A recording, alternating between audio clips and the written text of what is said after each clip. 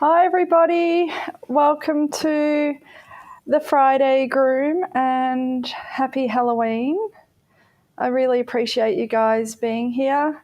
Oh, TT Bear, I'm enjoying our Friday catch-ups. That's really nice. Thank you for joining us. I'll wait for a few more people to join and let me know where you're all watching from. So while people are joining and connecting, today I wanted to go through something that I've wanted to do for a while is talk about chunkers and blenders and thinners and the purpose that they bring to grooming. Because when I first started grooming, we only had thinners and we didn't have our blenders or our chunkers. So everything was done with straight scissors, and I don't even think I had a pair of curves. Not for quite a few years. I don't think I did. Did I, Cor? Did I have curves? No. So I learned mostly with straights and how to create my shape with straights. But now we have chunkers, blenders, and thinners, and we have all different types that serve different purposes, and we have different edges on our blenders and different teeth and things like that. So I thought it would be a good opportunity to chat about that, and so you guys can have more of an understanding, because I don't like to use these type of tools as shortcuts. I like to use them for certain purposes, and I just wanted to share that with you guys. So I have my beautiful Dash with us today. So he's been freshly bathed this morning. So as you guys all know, my dogs get bathed every Friday is their bath day, and that's my grooming day. Okay, so we've got a few more people joined, so we'll get started. So let's first start with our chunkers. So I've done up some PDFs for you guys, and I'll post those in our community group as well after the event, so you guys can really have a good look at them and read about all the information that I've given you today. So when we look at our chunkers, excuse me, Dash. So if we can just go to our close-up for a minute as well. And I don't know if you can hear Flash. He's got his squeaky toy, and I'm so sorry about the noise. So if we look at our chunkers, so one of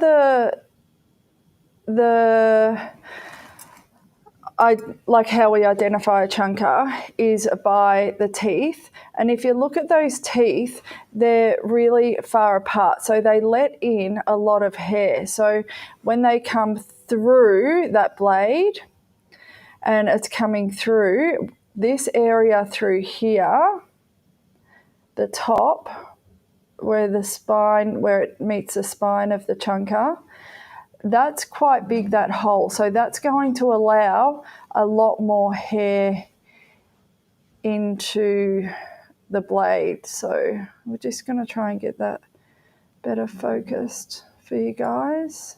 Yep, thanks, Cole. So you can see how the holes are really, really big, and they're going to allow a good amount of hair into that chunker. So that's one of the design features of a chunker. So they have more space between the teeth to allow more hair to be cut. So let's talk about the purpose.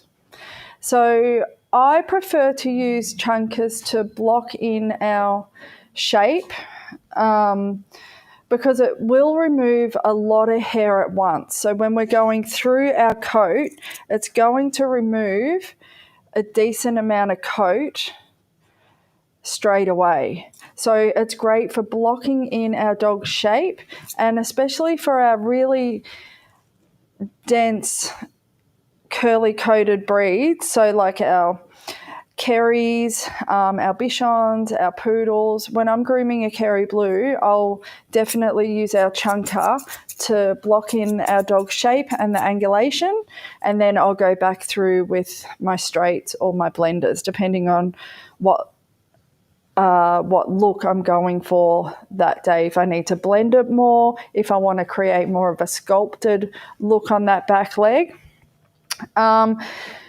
They're great because, like I said earlier, we can just whack off a good amount of coat at once. But one thing that they're not going to do is they're not going to, I feel, ever replace a straight blade. So you're not going to get a really, really plush finish on that coat.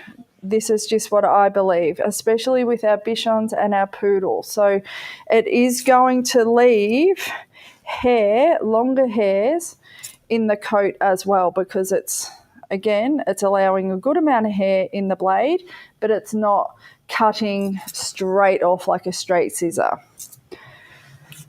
So, like I said earlier, things that we need to be careful of is that it may take off too much hair, and we need to be really controlled when we use them. So even though people do like to use them as a bit of an eraser, they can take off a lot of hair at once when we're going through the coat.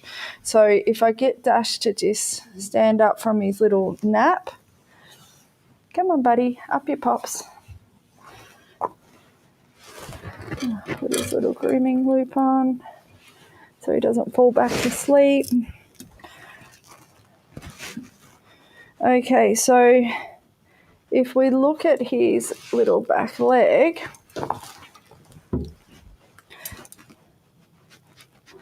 and we're going through, and I'm trying to put in his angulation, it is taking a good amount of coat off, but it's not replacing that straight scissor. And you can see straight away we're starting to sculpt that area.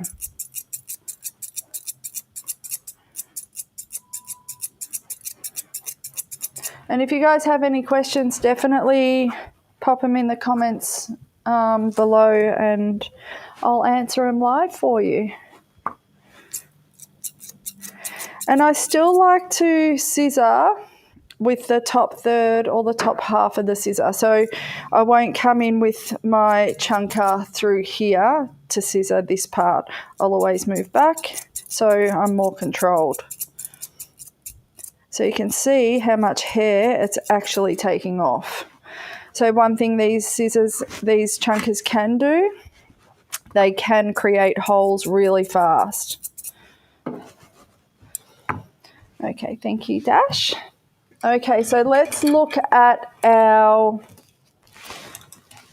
blenders. So there's quite a few different blenders on the market and they share all different purposes. And Dash has some tape on his little foot. And I've lost my coat conditioning spray down there. But I'm going to talk about the one that I mostly use, and these blenders and chunkers, they're the same brand. So I like to sort of stick with the same brands and the same handsets, but we can go through that next week because we're doing a scissoring session next week. But let's look at our blender. So if we look at the teeth on our blender, they're becoming closer together. So we can see how close together they are. So they're going to take out a different amount of hair. So they're going to take out less hair. Now if we compare them to our chunker, so that's our chunker. Through there, and then that's our blender. So we can see the major difference in that. So one good thing about a blender is that they're going to help blend the coat and really sculpt out that coat. So again, great for areas that you're really trying to get a sculpted appearance on. So rear end, chest, heads, if you're trying to create a beautiful expression, so something that's nice and soft and round, and especially those ears. A blender can really help achieve that. So if I get Dash to stand up again, come on, buddy. We can really have a look at the amount of hair that it takes off that area. I always wonder the difference in the two. Yeah, well, one's going to take out more hair than the other one. So if you want to quickly whack off a heap of coat and put a heap of shape in really quickly, definitely go for your chunker. And your chunker, the holes are a lot bigger between the teeth. If you want to sculpt something and get something a lot softer, definitely go for something where the teeth are closer together. So if we just go up to this close-up, and I'm not coming in as aggressive as what I was with our chunker. So with the chunker, I'm going in there to create shape. But with the blender, I'm just going in there to help blend those areas. So this is also great for if you've clipped your body and you've got all the hair on the leg and you're just trying to blend all that in. We can come in with our blender and then just come straight across to blend in that area. And then if I look at his little head, come on, buddy, good boy. So I might just try and move this camera up a little bit. Is that better, Cole? Yeah.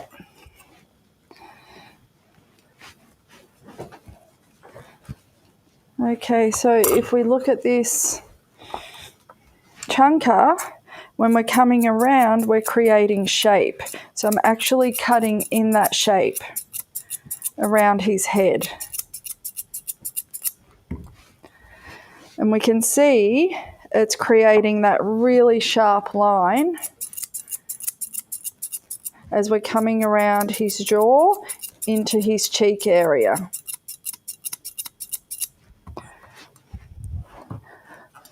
So we're blocking in that shape.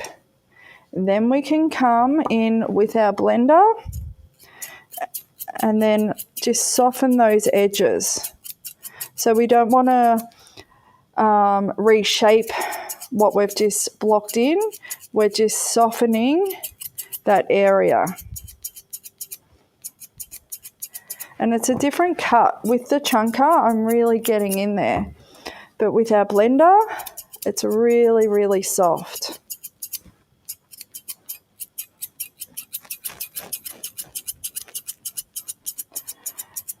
Now, if we go in too hard, so if I come in and start undercutting with our with our blender, if I start coming underneath, we can actually create holes and it can make that area really sparse and thin, and we won't get that volume, so we won't get that nice blend.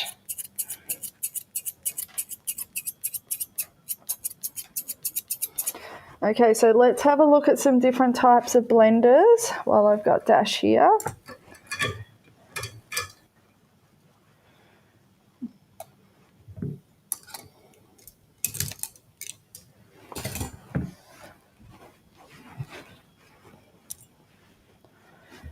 Okay, so we can see, I'll go back to, So there we go. Here's another type of blender. It does allow a little bit more hair to come through because we've got those holes at the top.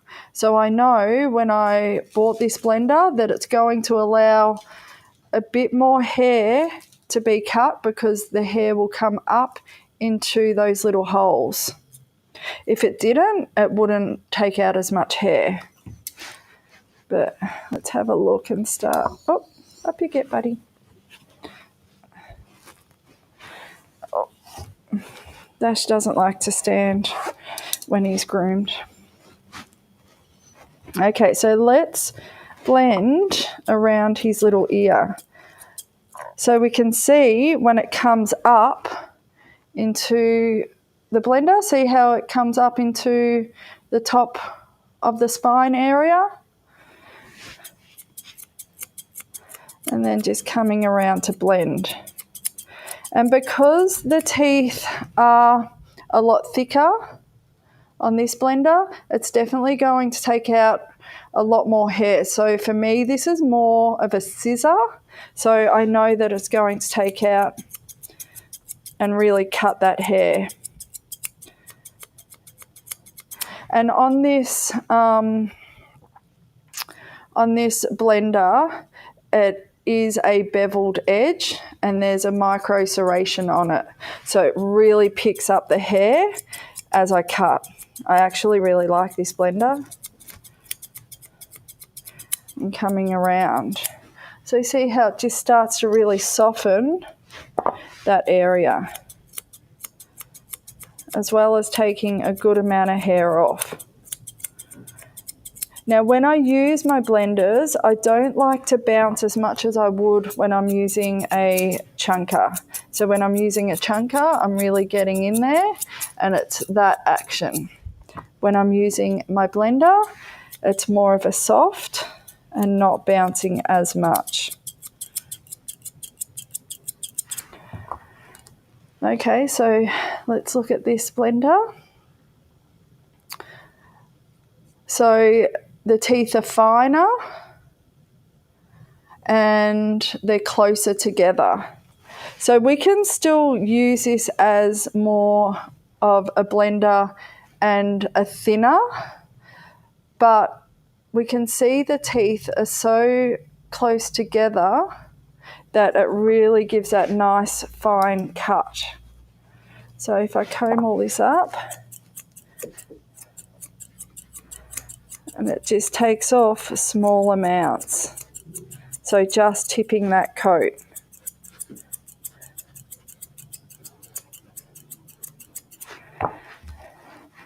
And then we've got a larger one here. So this length is actually a 7.5 and the other ones I think are about a 7, which I bought these because I prefer to use these on a dog that has a drop coat. So if we've got like a Maltese or a Shih Tzu going down our legs. So if I get Dash to stand up, so we comb all that, then I can come down, if Dash was a drop coated breed, and come down and really scissor to the lay of the coat. If we've got that drop coat.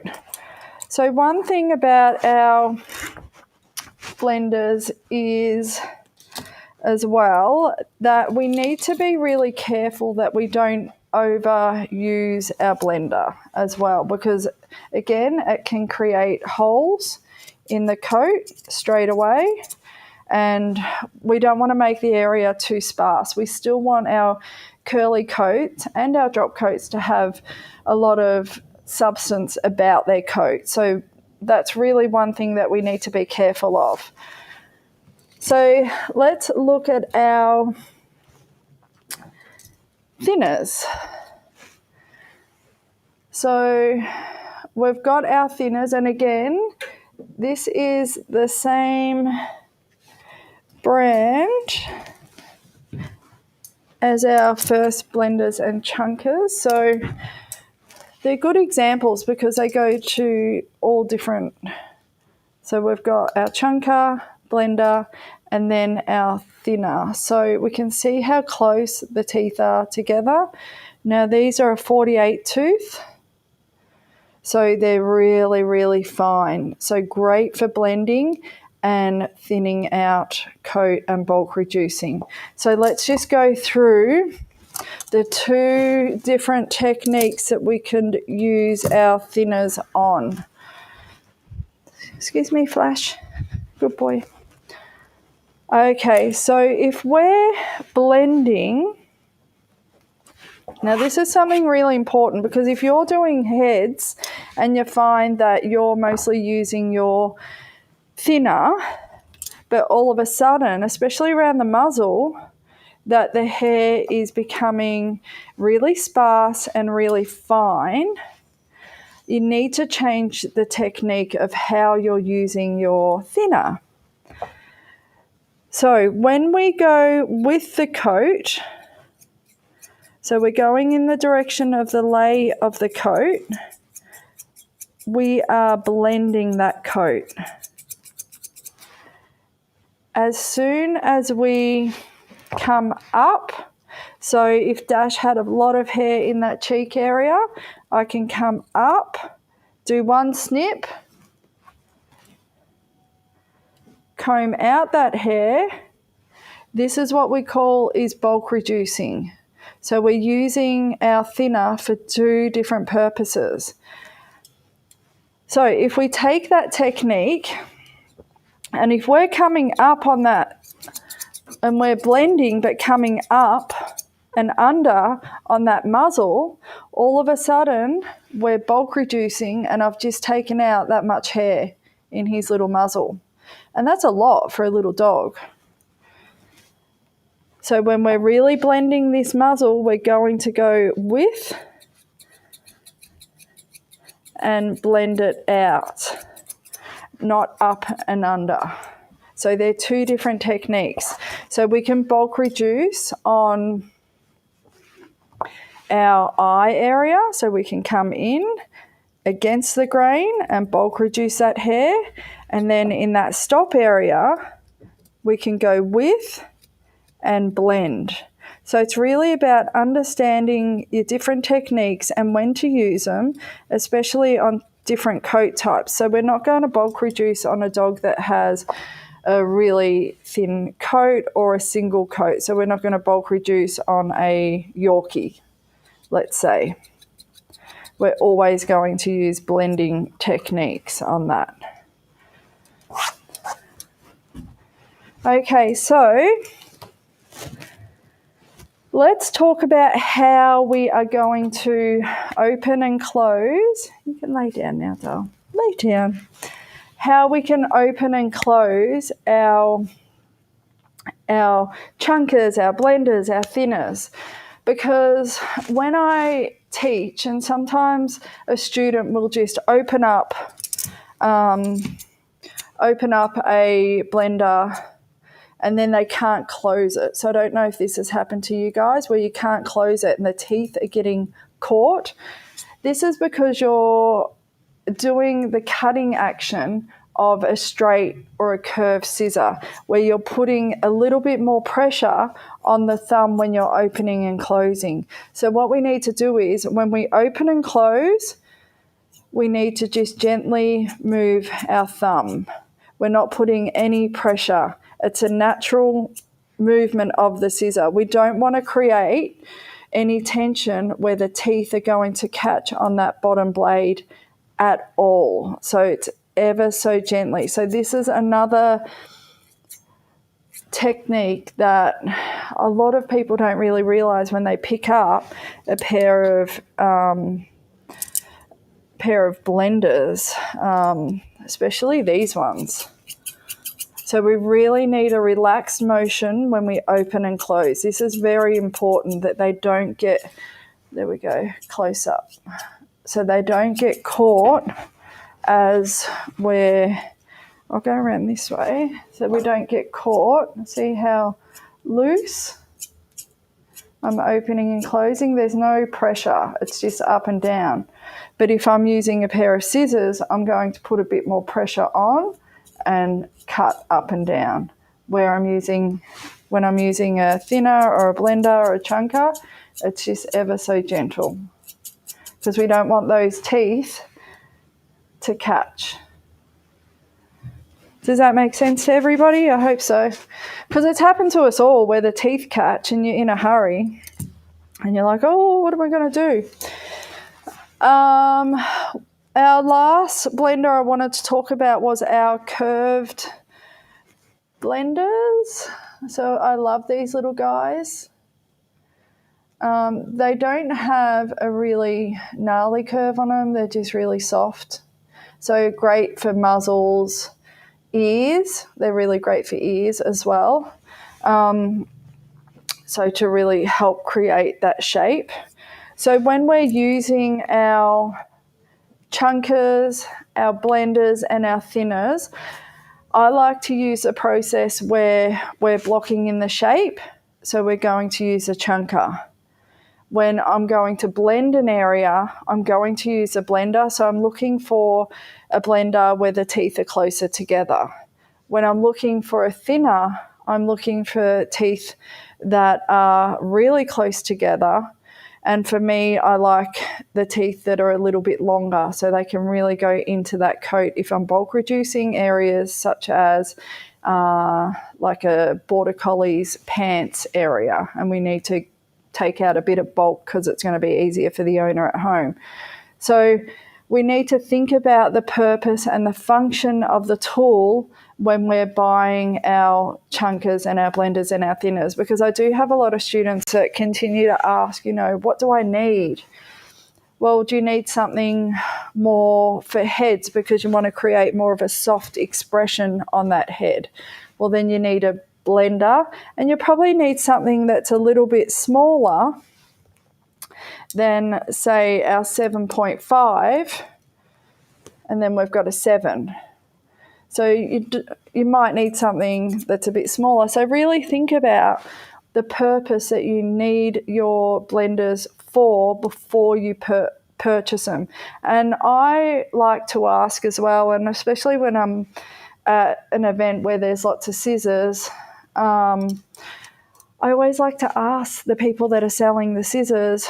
I mostly do curly coated dogs with a lot of coat. So I groom a lot of Bichons and I groom a lot of Poodles and Kerries.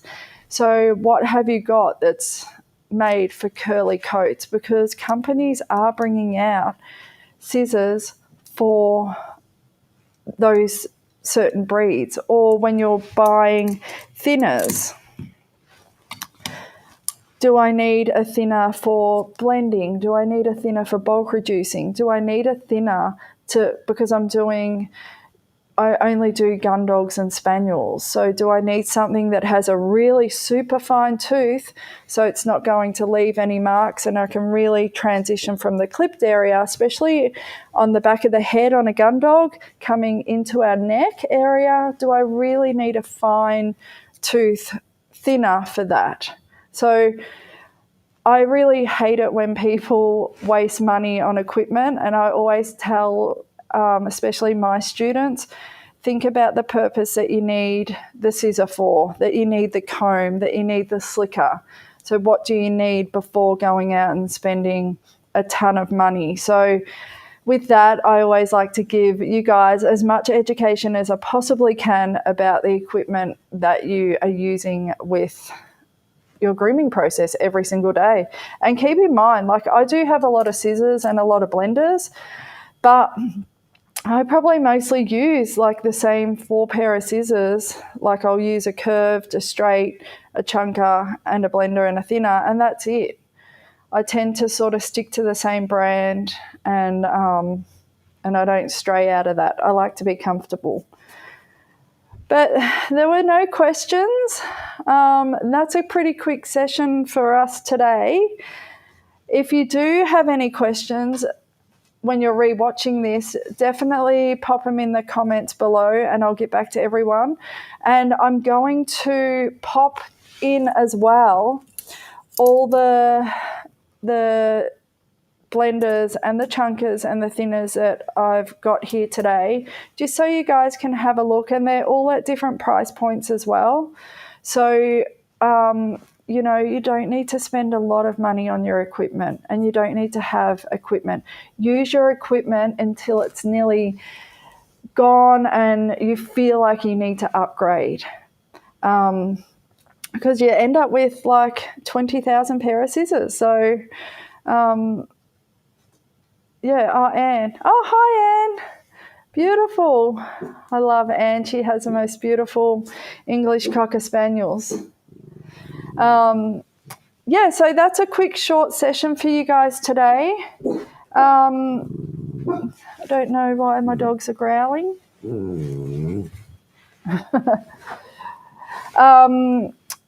Yeah, so next week we are going to talk about how you can improve your scissoring skills. So I'm going to give you a lot of little exercises that you can do at home, so you don't need to have a dog all the time to be able to do these little exercises. These are exercises that you can do at home. You don't need your dog, or you can use your dog, but they're good little tricks that will help improve your scissoring skills to keep nice and steady, and then to understand how to get the most out of your scissor. So definitely have your scissors ready for next week, and we'll groom together. And I'll pop everything in the comments below so you guys can have a look. And you're very welcome, TC Bear, and happy Halloween, and I hope everybody gets lots of treats and no tricks. And until next week. Oh, also, dropping a grooming tutorial on Monday as well, so keep an eye out for that. Okay, that's it. And until next week, see you guys, and happy grooming. Have a good weekend. Bye.